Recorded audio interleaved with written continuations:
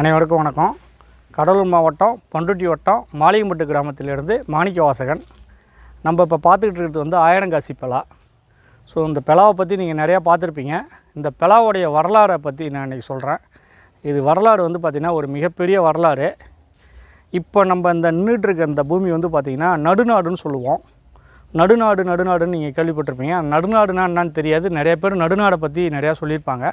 So இந்த நடுநாடுனா என்னன்னு பார்த்தீங்கன்னா சேர சோழ பாண்டிய தேசத்துக்கும் அப்பாற்பட்டு ஒரு தேசம் நடுநாடுன்னு சொல்லுவோம். இந்த சேர சோழ பாண்டிய எல்லைக்கு புலப்படாத ஒரு பகுதி தான் அந்த நடுநாடு. இந்த நடுநாட்டு பகுதியில் தான் இந்த பெலாமரம் இருக்குது. ஸோ இந்த நடுநாடை வந்து நம்ம என்ன சொல்லுவோம் அப்படின்னா கோப்பெருஞ்சிங்க கடவராயன் அப்படின்றவர் ராஜா வந்து என்ன பண்ணார், சேந்தமங்கலத்தை தலைநகராக கொண்டு இந்த நடுநாட்டை ஆண்டு வந்தார்.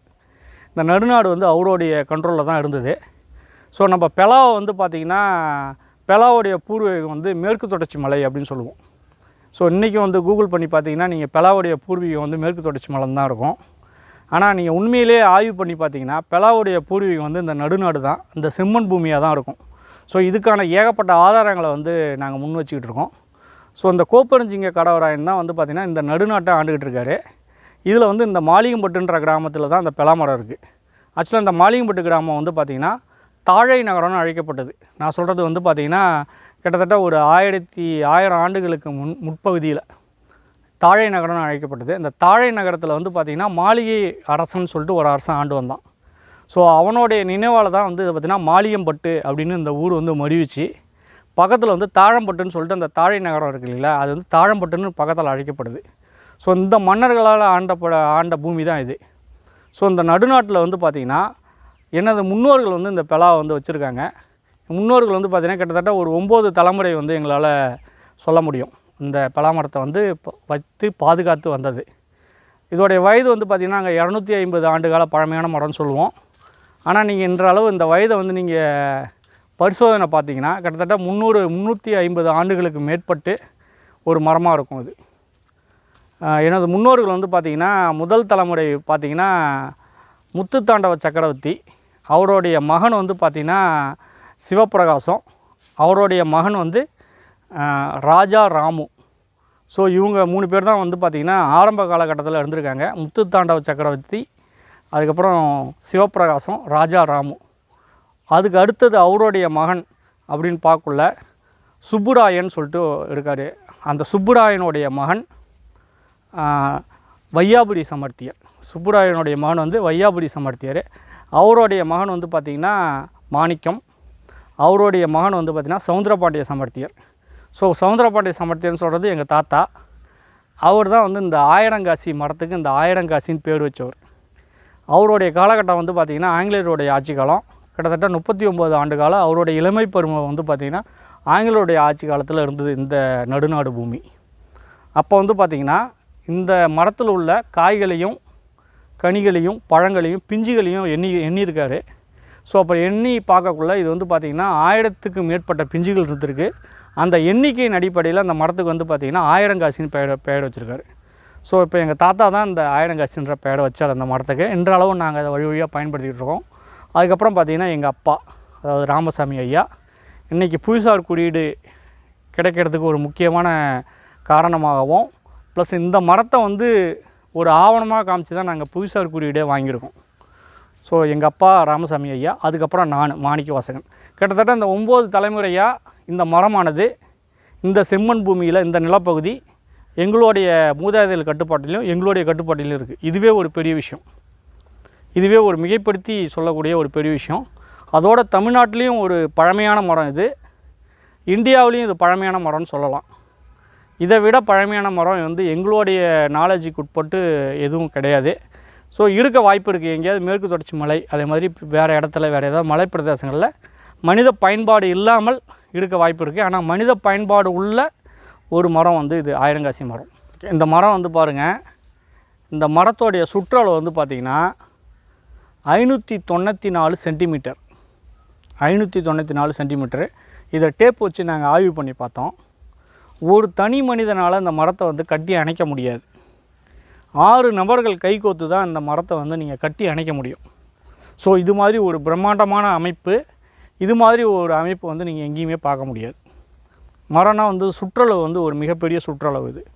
அதேமாதிரி இந்த மரம் வந்து இந்த ஆக்குப்பை பண்ணுற ஏரியா பார்த்திங்கன்னா, இதோட நிழல் காத்திருக்க அந்த ஏரியா பார்த்திங்கன்னா கிட்டத்தட்ட 2000 சென்டிமீட்டர் இருக்கும். 2000 சென்டிமீட்டருக்குள்ள ஒரு நிலப்பகுதியை இந்த மரத்தோடைய கிளைகள் வந்து ஆக்குப்பை பண்ணுது. உயரம் வந்து 160 அடிக்கும் மேலே இருக்கும். இந்த மரத்தோடைய உயரம் வந்து 170 அடிக்கு மேலே இருக்கும். இந்த வேர் வந்து பார்த்திங்கன்னா இந்த ஏரியாவில் வந்து ஒரு சிறப்பு என்னென்னா, மரம் வந்து பார்த்திங்கன்னா கிளைகள் வந்து 6 அடிக்கு மேலே தான் பிரிய விடுவாங்க.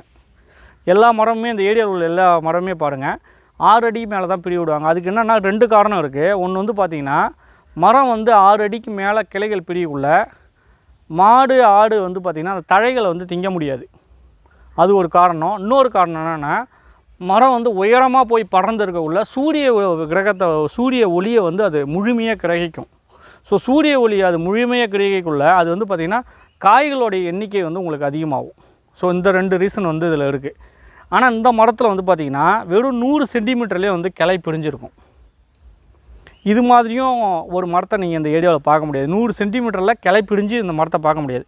இதுக்கு காரணம் என்னென்னா, இந்த நிலப்பகுதி எனது மூதாதையர்கள் இந்த இடத்துல இந்த பலா மரத்தை வைக்கக்குள்ள 6 அடி வந்து பள்ளமாக இருந்தது. இந்த ஏரியா 6 அடி பள்ளமாக இருந்தது. இந்த மரமே வந்து பார்த்திங்கன்னா 6 அடி புதஞ்சிருக்கு. ஸோ இது ஓடை மாதிரி ஒரு பள்ளமான பகுதியில் அந்த மரத்தை வச்சுருக்காங்க எனது முன்னோர்கள். அது வந்து காலப்போக்கில் மண் வந்து அடித்து இந்த பள்ளத்தை வந்து மூடி இருக்குது. ஸோ இப்போ 6 அடி இந்த மண் புதஞ்சிருக்கு. இது எதனால் நான் சொல்கிறேன்னா, நான் வந்து இதை சர்க்கிள் பண்ணி பார்த்தேன். சர்க்கிள் பண்ணி குழி எடுத்து பார்த்தேன். வேர் வந்து பார்த்திங்கன்னா இதில் 3 விதமான வேர் இருக்கும். ஆணி வேடுன்றது வந்து நிலை வேடுன்னு சொல்லுவோம். சென்டராக போகக்கூடிய வேடு. சல்லி வேடுன்னு சொல்லுவோம். 4 அடிக்குள்ளே அந்த சல்லி வேடு உருவாகும். நீடாதாரத்தை உறிஞ்சி கொடுக்கிய சல்லி வேடு. அந்த சல்லி வேரோடைய தன்மை என்னென்னா, புது சல்லி வேடுகள் உருவாகிட்டு இருக்கும். ஒரு மழை காலங்களிலும் புதுசாக சல்லி வேடு உருவாகும். திரும்பி வெய்ய காலங்களில் அது இறந்துடும். அது மாதிரியான ஒரு சல்லி வேடு. அது வந்து ஒரு சீவுக்குச்சி அளவுக்கு மெலிதாக இருக்கும் அது சல்லி வேடு. இன்னொன்று வந்து பக்க வேடுன்னு சொல்லுவோம். ஒரு மரத்துலேயும் பக்கத்தில் வேடு இருக்கும்.